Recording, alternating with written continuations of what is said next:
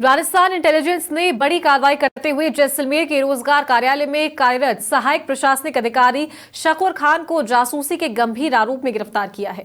उस पर आरोप है कि वह पाकिस्तान को भारत से जुड़ी सामरिक महत्व की गोपनीय सूचनाएं भेज रहा था।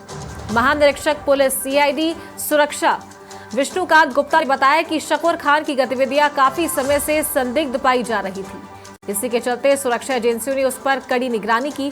तो वही निगरानी के दौरान ये जानकारी सामने आई कि शकूर खान पाकिस्तान दूतावास में कार्यरत कुछ व्यक्तियों को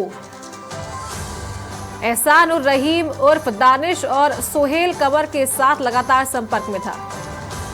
गौरतलब है कि दानिश को पहले ही भारत सरकार द्वारा अवांछित व्यक्ति घोषित कर वापस पाकिस्तान भेजा जा चुका है। इस दौरान शकूर खान से जयपुर में खुफिया एजेंसियों ने विस्तार से पूछताछ की। इस पूछताछ में ये खुलासा हुआ कि वे जैसलमेर के रोजगार कार्यालय में सहायक प्रशासनिक अधिकारी जैसे महत्वपूर्ण पद पर नियुक्त है। तो जांच में सामने आया है कि उसने दानिश की मदद से कई बार पाकिस्तान का वीजा प्राप्त किया और पाकिस्तान की यात्राएं की। पाकिस्तान प्रवास के दौरान शकूर खान पर आईएसआई के एजेंटों से संपर्क साधने का आरोप है। आरोप ये भी है कि वे आईएसआई के बताए अनुसार भारत लौटकर सामरिक महत्व की सूचनाएं इकट्ठा करता था और उन्हें व्हाट्सएप जैसे माध्यमों से पाकिस्तान तक पहुंचाता था। ये कृत्य शासकीय गुप्त बात अधिनियम 1923 के अंतर्गत आता है। इस अधिनियम के तहत उसके खिलाफ मुकदमा दर्ज कर उसे गिरफ्तार कर लिया गया है।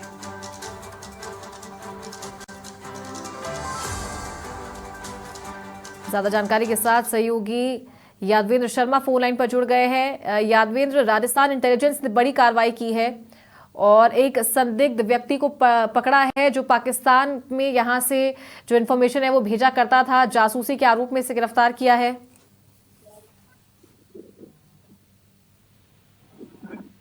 देखिए चारों, निश्चित तौर पे ऑफिशियल सीक्रेट एक्ट 1923 के तहत यहाँ पर शकूर खान के खिलाफ जो है कार्रवाई की गई है और शासकीय गुप्त अधिनियम के तहत ये आरोप प्रमाणित भी हुए हैं कि शकूर खान लंबे समय से आईएसआई के एजेंट के रूप में यहाँ पर कार्य कर रहा था।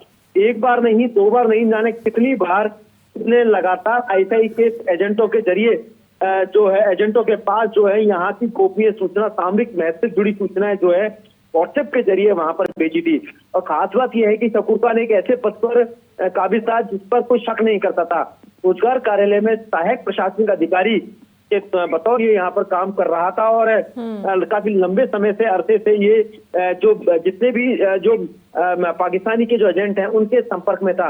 विशेषकर पाकिस्तानी दूतावास में कार्यरत जो व्यक्ति थे एहसान उर रहीम और दानिश और सोहेल कमर, जो कि आईएसआई के एजेंट के रूप में यहाँ पर काबिज थे, उनसे लगातार सब साथ करके कई ऐसी गोपनीय सूचनाएं भेजी जो कि बहुत सामरिक महत्व से जुड़ी इंपॉर्टेंट सूचनाएं थी।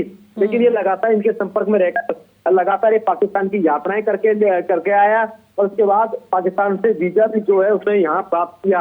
और शकूर खान चूंकि राजनीतिक ओहदे से जुड़े व्यक्तियों से भी जुड़ा हुआ था तो हर कोई इस पर शक नहीं करता था। लगातार राजनीतिक महत्व से जुड़े जो लोग थे, महकमे से जुड़े जो लोग थे, उनके प्रोग्रामों में जाता था, उनकी पॉलिटिकली जो एक्टिविटी है उनमें भी शामिल होता था।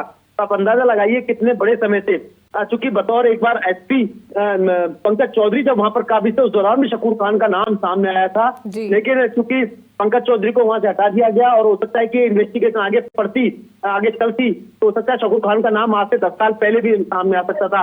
लेकिन ये नाम बहुत लेट सामने आया और उसके बाद क्या कहते हैं कि अब जब कार्रवाई हुई है तो लंबे समय बाद तो वही नाम फिर से सामने आया कि शकूर खान आईएसआई का एजेंट था और लंबे समय से जासूसी कर रहा था। आईएसआई के अनुसार भारत लौटकर जो सामरिक महत्व की सूचना इकट्ठा करता था, ये चूंकि पहले पाकिस्तान जाता, वहां के जो ट्रेनिंग लेने के बाद वहां से जो सूचनाएं उसको पहुंचाई जानी थी, उन सूचनाओं को यह शख्स जो है बड़े ही आसानी से यहाँ भारत आता और उसके बाद उनको पहुंचा देता था। और चूंकि सुरक्षा से जुड़ा हुआ पूरा मसला था और उसके पद के कारण कई संवेदनशील जानकारियां और भी पहुंच सकती थी, तो ऐसे में 3 से 4 दिनों से लगातार उसको राउंड अप करके पूछताछ की जा रही थी। और उसके मोबाइल फोन को जब जब्त किया गया तो उस मोबाइल फोन में कुछ ऐसा डाटा डिलीट किया हुआ था जो कि लंबे समय से, पिछले 6 से 8 महीने से साल भर से वो डाटा जो है भेज चुका था। हालांकि जो टेक्निकल जो टीम है वो लगातार मोबाइल फोन को जब्त कर उस डाटा को रिकवर करने का प्रयास कर रही थी। आखिरकार क्या क्या सामरिक महत्व जुड़ी सूचनाएं जो है उसने पाकिस्तान भेजी है, उन सूचनाओं को रिकवर करने का प्रयास किया जा रहा है। इसके अलावा एहसान उर रहीम का जो नाम सामने आया है, ये वो शख्स है जो कि पाकिस्तान की एम्बेसी से लगातार ताल्लुक रहते थे। तो उनसे जो सूचनाएं मिलती थी, उसी सूचना के अनुसार एक सोहेल कमर जो था वो इसको इनपुट देता था और उसके बाद ये सूचनाओं को एक के बाद एक करके धीरे धीरे भेजता था। ठीक है। राजस्थान में कितने लोगों को इसने जोड़ा हुआ था, इसके बारे में अब इंट्रोगेशन की जा रही है। निश्चित तौर पे एक बड़ी सफलता इंटेलिजेंस के हाथ लगी है। और देखिए, ये वो जासूस है, वो एक भेदिया है जिसने ना जाने कितनी सूचनाएं अब तक दे दी। और जैसा हमने देखा कि पहलगांव के बाद से लगातार इन मामलों पर लगातार गौर फरमाया गया, उनको गहराई से देखा गया, परखा गया। ठीक है यादविंदर, ठीक है, बहुत शुक्रिया यादविंदर आपका ये जानकारी देने के लिए।